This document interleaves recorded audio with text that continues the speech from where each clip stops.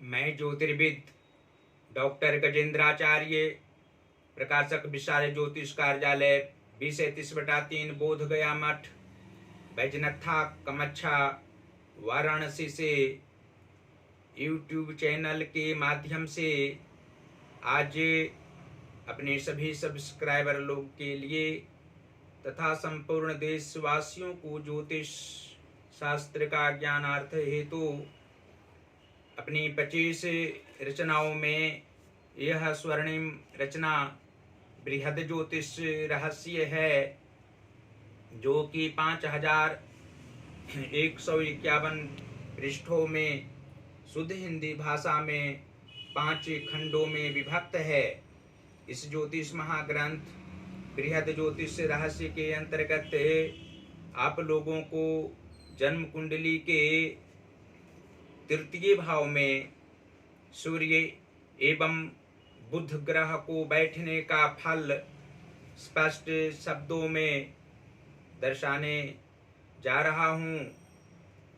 जन्म कुंडली का तृतीय भाव में सूर्य एवं बुध का होना उत्तम फलदायी जातक के लिए होता है।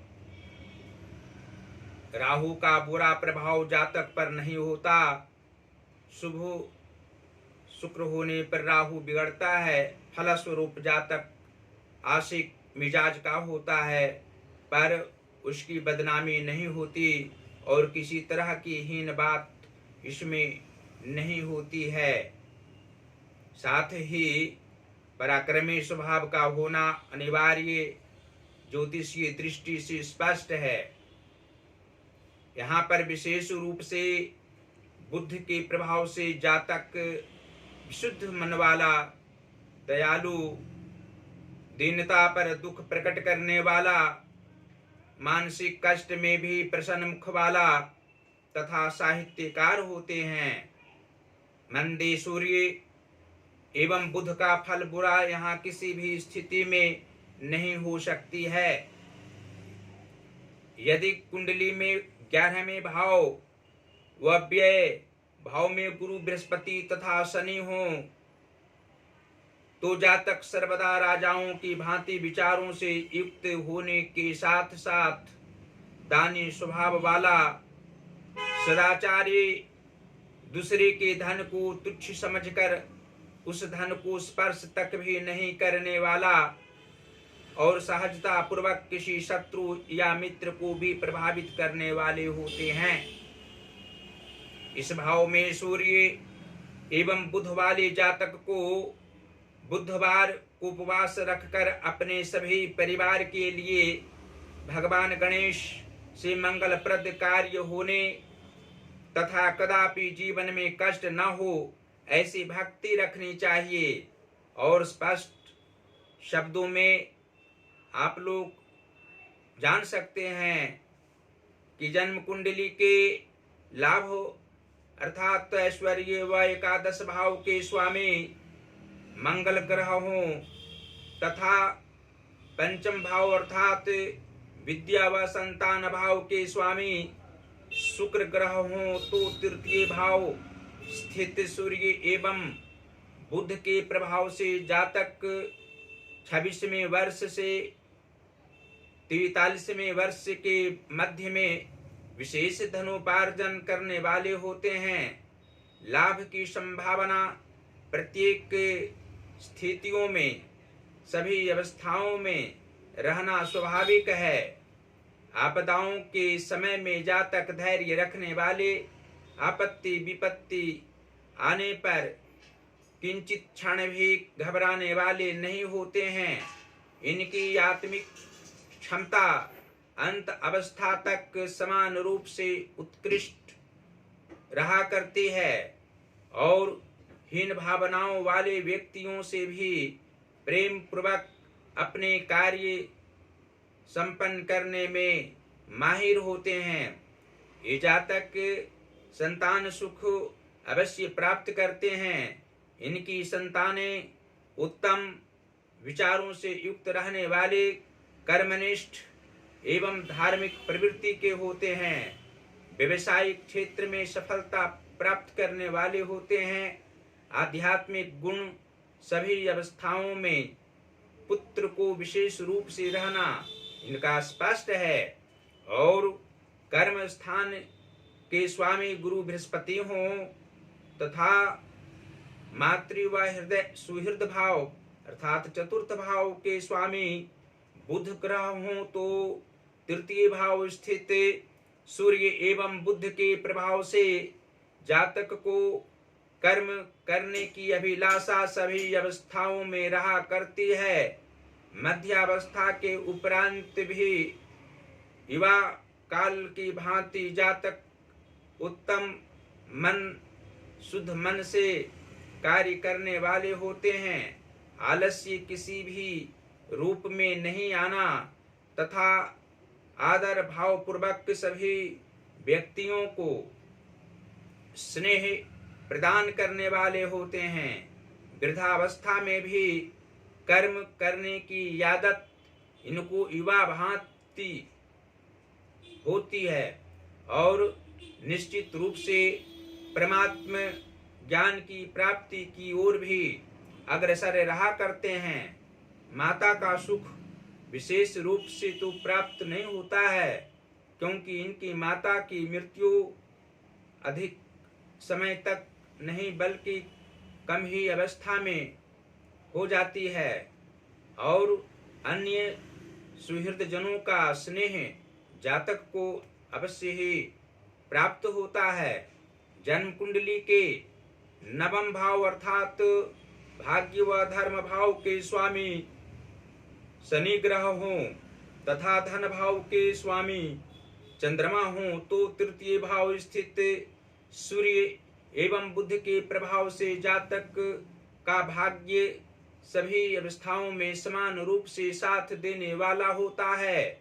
जीवन के पूर्वार्ध भाग में कुछ संघर्ष करने पड़ते हैं, लेकिन उत्तरार्ध भाग में अधिक संघर्ष इनको नहीं करना पड़ता है। पारिवारिक सहायता इनको प्रत्येक काल में प्राप्त होती है। धन से प्रेम अवश्य रहता है, लेकिन लोभी स्वभाव के इस जातक को होना बिल्कुल स्पष्ट नहीं है और आर्थिक सहायता किसी भी व्यक्ति को ये पहुंचाने वाले होते हैं। धन से अधिक यश प्रतिष्ठा प्राप्त करने की अभिलाषा इनमें रहा करती है और जन्म कुंडली के सप्तम भाव के स्वामी गुरु बृहस्पति हों तथा लग्न भाव के स्वामी अर्थात लग्नेश बुध ग्रह हों तो तृतीय भाव स्थित सूर्य एवं बुध के प्रभाव से जातक को पति पत्नी का सुख अंत अवस्था तक प्राप्त होता है। सभी अवस्थाओं में प्रेम पूर्वक आत्मीय संबंध बना हुआ रहना और यात्राओं के साथ अधिक प्रेम जातक धार्मिक क्षेत्र में भी रखने वाले होते हैं। पति से ज्यादा पत्नी आध्यात्मिक प्रवृत्ति की होती हैं। सुख संपदाओं से युक्त रहने वाले जातक पत्नी का भाग्य के प्रभाव से होना इनको स्पष्ट है और पुत्र सुख अवश्य ही जातक को होना अंत अवस्था तक स्पष्ट है। शारीरिक क्षमता भी उत्तम सभी प्रकार से रहा करती है। स्वस्थ शरीर होना मुख्य रूप से युवावस्था में तथा मध्यावस्था के मध्य में भी रहना स्पष्ट है। वृद्धावस्था में भी ज्यादा शारीरिक कष्ट नहीं होना भी लाजमी है। बाल्यावस्था में कुछ ज्यादा शारीरिक कष्ट इनको होता है, लेकिन किशोरावस्था के उपरांत और जीवन के अंत समय तक सामान्यतया शारीरिक कष्ट इस जातक को रहता है। और अंत में हम कह सकते हैं कि जन्म कुंडली के छठवें अर्थात रोग व शत्रु भाव के स्वामी मंगल ग्रह हों तथा अष्टमेश शनि हों और व्यय भाव के स्वामी शुक्र ग्रह हों कुंडली में, तो तृतीय भाव स्थित सूर्य एवं बुध के प्रभाव से जातक को आध्यात्मिक सुख अवश्य होता है। आध्यात्मिक क्षेत्र में ज्यादा अभिरुचि रहा करती है।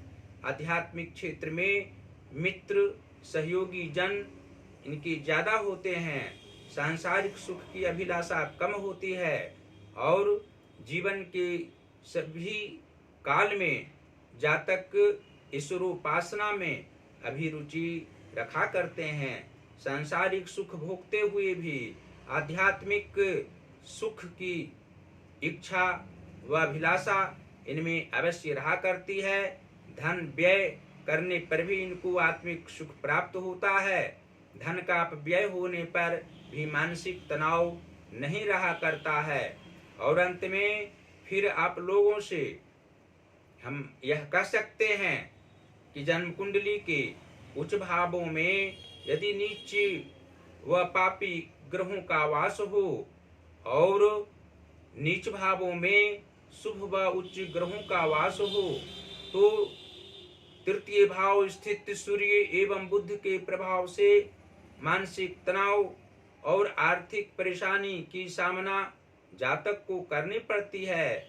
इसके लिए भगवान गणेश की आराधना करना बुधवार को श्रेयस्कर रहेगा और सूर्य की आराधना करने से भी शारीरिक कष्ट नहीं होगा तथा गुरु बृहस्पति की भी पूजा पाठ करने से, कथा करने से, व्रत रखने से भी धनोपार्जन में सुख प्राप्त होगा और नाना प्रकार के मनोवांछित फल सांसारिक सुख अवश्य ही प्राप्त होंगे।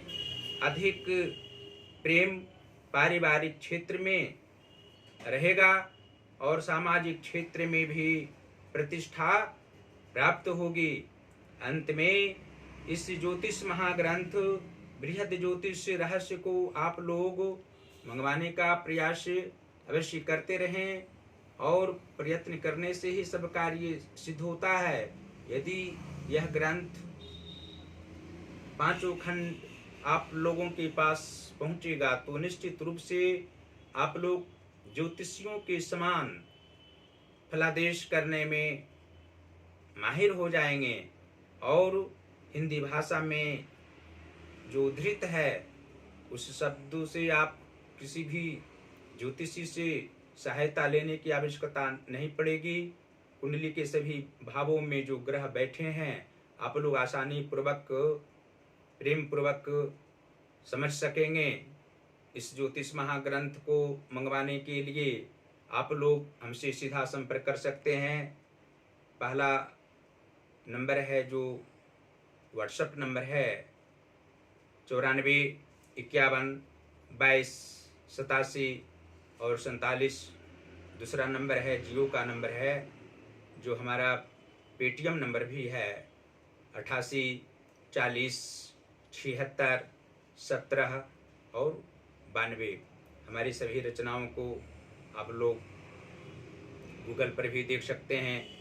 गूगल पर हमारा वेबसाइट है प्रकाशक विशाल ज्योतिष कार्यालय। इस वेबसाइट को खोलेंगे तो हमारी सभी रचनाओं को अवश्य ही पाएंगे। बृहद ज्योतिष रहस्य को पांचों खंडों को आप लोग प्रेम पूर्वक ऑनलाइन भी पढ़ सकते हैं और फेसबुक पर भी हमारी सभी वीडियो को आप लोग भलीभांति देख सकते हैं। फेसबुक पर हमारा आईडी है गजेंद्राचार्य ज्योतिर्विद। इस आईडी को आप लोग खोलेंगे तो हमारा आप फेसबुक पर भी हमारी सभी वीडियो को देख सकते हैं। आप लोग से हम आग्रह भी करेंगे कि हमारी वीडियो को सभी वीडियो को लाइक करें। जो ज्योतिष महाज्ञान हमारा चैनल है उसको सब्सक्राइब करें। घंटे का बटन भी अवश्य दबाएं और शेयर करना कदापि ना भूलें। अन्य सहयोगी जनों को, प्रेमी ज्योतिष पाठकों को भी आप लोग आग्रह कर सकते हैं कि शेयर भी हमारी वीडियो को आप लोग अपने मित्रजनों को करते रहें। श्री काशी विश्वनाथ भगवान भोलेनाथ की कृपा आप लोगों पर बरसती रहे और आत्मिक सुख पारिवारिक क्षेत्र में, सामाजिक क्षेत्र में आप लोग प्राप्त करते रहें। समाज में उच्च प्रतिष्ठा आप लोग को प्राप्त होते रहे। भगवान भोलेनाथ से यही कामना हमारी सदैव रहेगी। धन्यवाद।